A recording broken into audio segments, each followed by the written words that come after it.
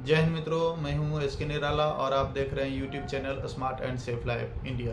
मित्रों, आज मैं सिखाने वाला हूं मेडिकल क्लेम कैसे भरते हैं। यदि आप सीएपीएफ के सदस्य हैं तो मेडिकल क्लेम भरने का तरीका इस वीडियो के माध्यम से सीख सकते हैं। इस वीडियो को बिना स्किप किए शुरू से अंत तक ज़रूर देखें। इस वीडियो में मैं सिखाऊंगा यदि कोई जवान एएमई के दौरान या आरएमई के दौरान किसी भी प्रकार का जांच करवाए हैं, यदि उनके यूनिट में यानी जवान के यूनिट में जो जांच करवाया गया है वह सुविधा नहीं है, बाहरी किसी भी अस्पताल से या जांच केंद्र के द्वारा आपने जांच करवाया है, तो खर्च किए गए राशि को आप अपने खाते में आयुष्मान भारत के अंतर्गत कैसे क्लेम कर सकते हैं, इसकी विशेष जानकारी मैं इस वीडियो में देने वाला हूं। यदि आप इस चैनल को पहली बार देख रहे हैं तो चैनल को सब्सक्राइब करें।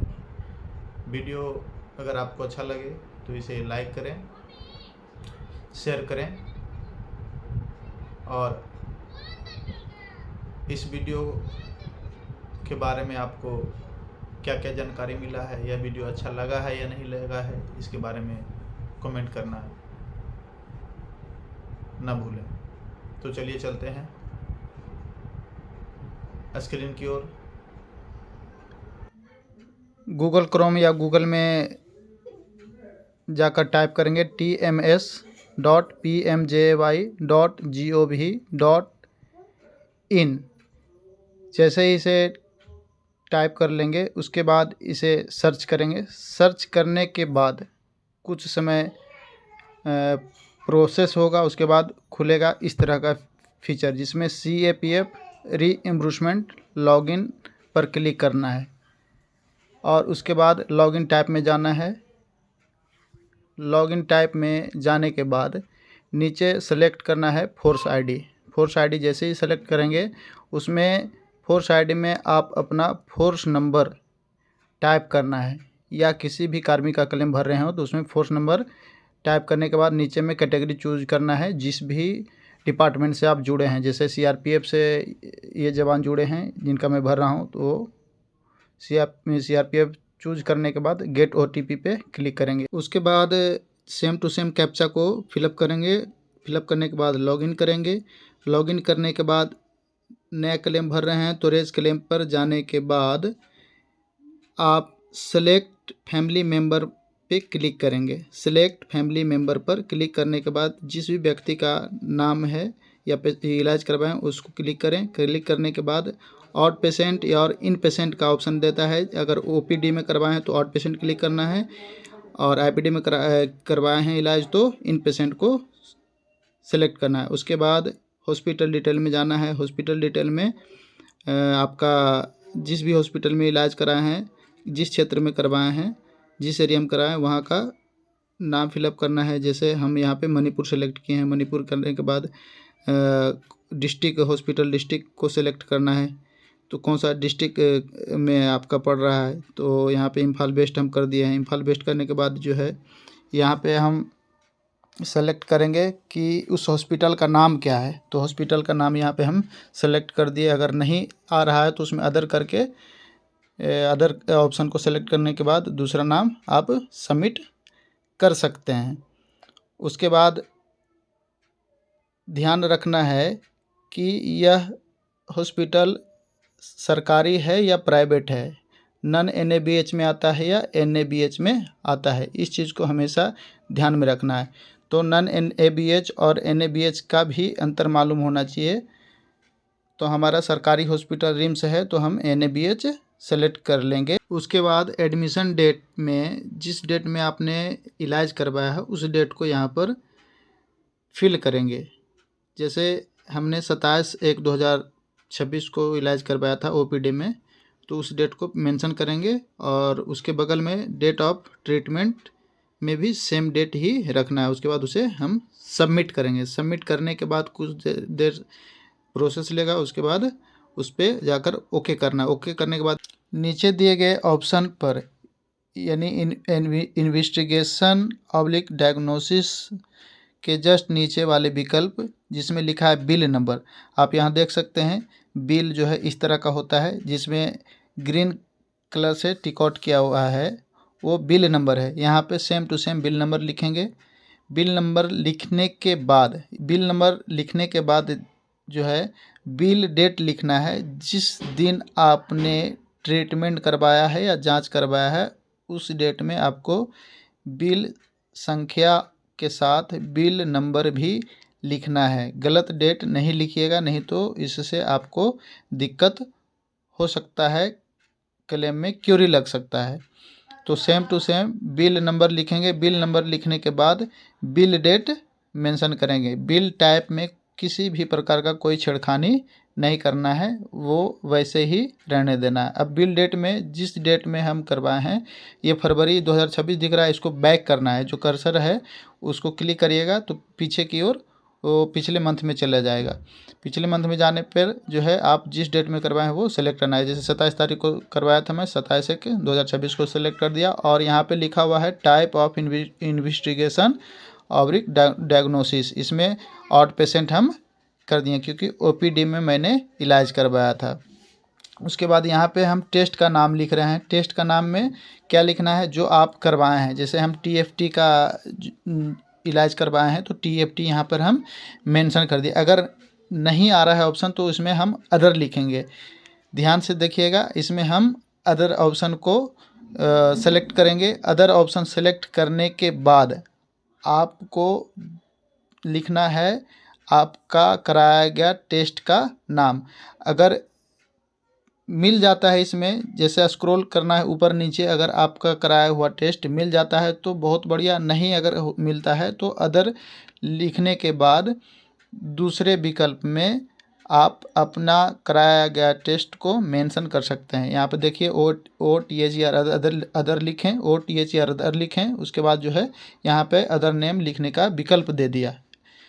अब इसमें हम TFT करवाया गया जांच को मेंशन कर दिए और यहाँ पे हम लिखेंगे अमाउंट कि हम जो करवाए हैं टेस्ट उसमें कुल खर्च कितना हुआ है। तो हमारा 710 रुपया खर्च हुआ है, तो 710 रुपये यहाँ पे मेंशन कर दिया। उसके बाद ऐड इन्वेस्टिगेशन ऑब्लिक डायग्नोसिस वाले विकल्प पर क्लिक करना है। जैसे ही हम क्लिक करेंगे तो यहाँ पे इस तरह का पॉपअप खुलेगा।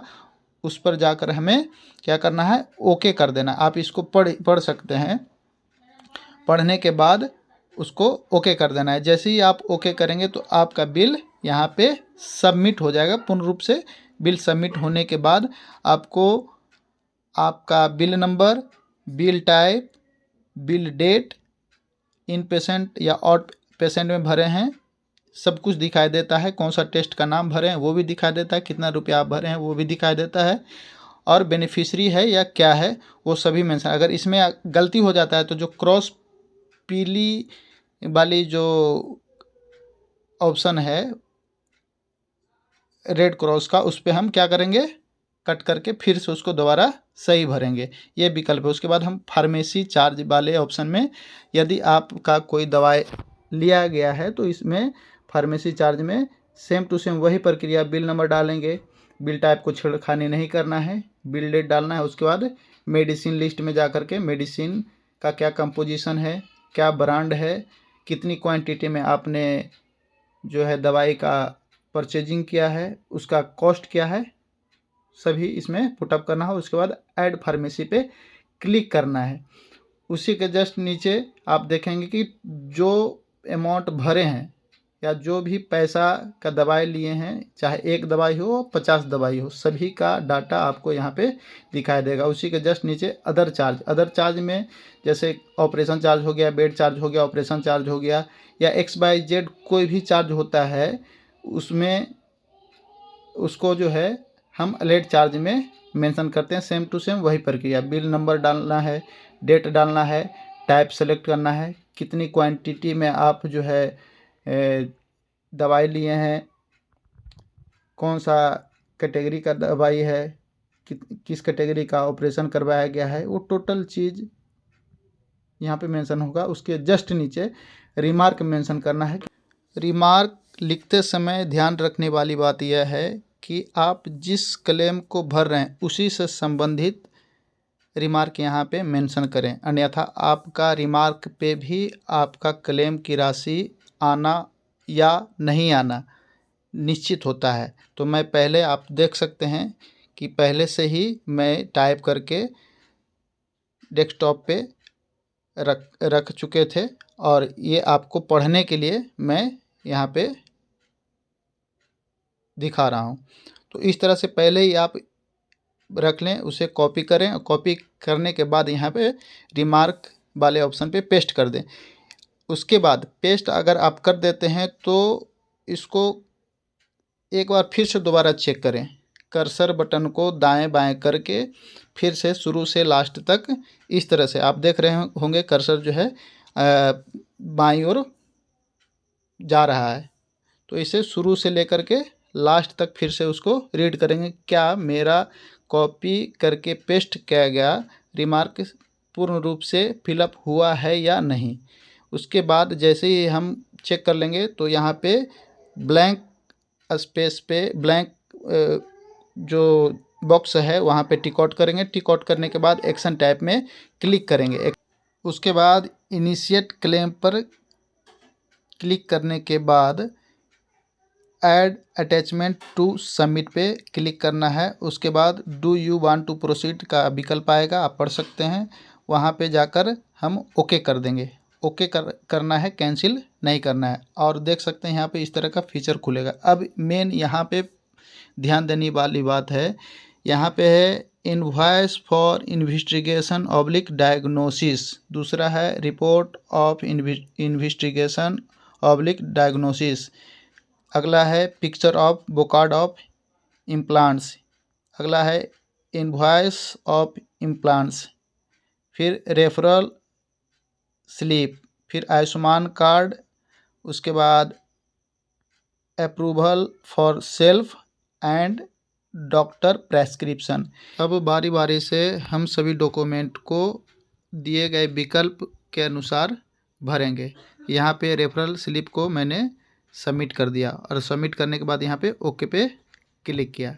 उसके बाद हम तरतीब बार अगले ऑप्शन की ओर चलेंगे जो डॉक्टर प्रेस्क्रिप्शन है। सबसे पहले रेफरल स्लिप को मैंने सबमिट किया, क्योंकि रेफरल स्लिप सबसे प्रथम होता है, इसलिए मैंने रेफरल स्लिप पे फोकस किया। उसके बाद डॉक्टर प्रेस्क्रिप्शन को हम डाउनलोड करेंगे, अपलोड करेंगे। या देखिए डॉक्टर प्रेस्क्रिप्शन मैंने यहाँ पे सबमिट किया। उसके बाद जो है यहाँ पे कुछ समय प्रोसेस लेगा, उसके बाद जो है ये अपलोड हो गया, ये आपको पॉपअप देगा, और इस पर हम ओके कर देंगे। ओके करने के बाद नेक्स्ट विकल्प पे हम जाएंगे। नेक्स्ट विकल्प हमारा डॉक्टर प्रेस्क्रिप्शन के बाद ध्यान रखने वाली बात यह है कि कोई भी डॉक्यूमेंट जो है अपलोड करते समय छूटना नहीं चाहिए, नहीं तो आपका जो है गलत होगा। अभी हम पहले कर लेते हैं Ayushman card upload. Ayushman card upload कर लिए। यहाँ पे आप देख सकते हैं कि पॉपअप खुलकर आ गया, आयुष्मान PDF अपलोडेड। इसको ओके कर दिए। ओके करने के बाद आप अगला विकल्प पे जाएंगे,